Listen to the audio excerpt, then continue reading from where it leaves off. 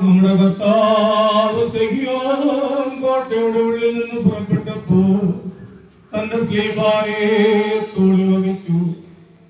സങ്കടത്തോട് തന്നെ കുറിച്ച് കരയുവാൻ പ്രായ സ്ത്രീകൾ കൂട്ടമായി കൂടി. തന്റെ മാതാവിനെ അറിയുന്ന എല്ലാവരും ദൂരെ നിന്നു. മാതാവ് വലിയ സങ്കടത്തോടും ദുഃഖത്തോടും കൂടെ, എന്റെ പുത്ര, നീ എവിടേക്ക് പോകുന്നു? എന്റെ വാത്സല്യവാനേ, നീ എവിടേക്ക് പോകുന്നു? ഇവർ നിന്നെ എവിടേക്ക് കൂട്ടിക്കൊണ്ടു പോകുന്നു എന്ന് പ്രാവനെ പോലെ പോയി കരയുവാൻ തുടങ്ങി. അയ്യോ, നിഷേധികളായ ജനത്തിന്റെ കയ്യിൽ നീ നിന്നെ ഏൽപ്പിച്ചു കൊടുത്തു. എന്റെ പുത്ര, എനിക്ക് കഷ്ടം. എന്റെ വാത്സല്യവാനേ, എനിക്ക് കഷ്ടം. ഇന്ന് നിനക്ക് എന്ത് സംഭവിച്ചു?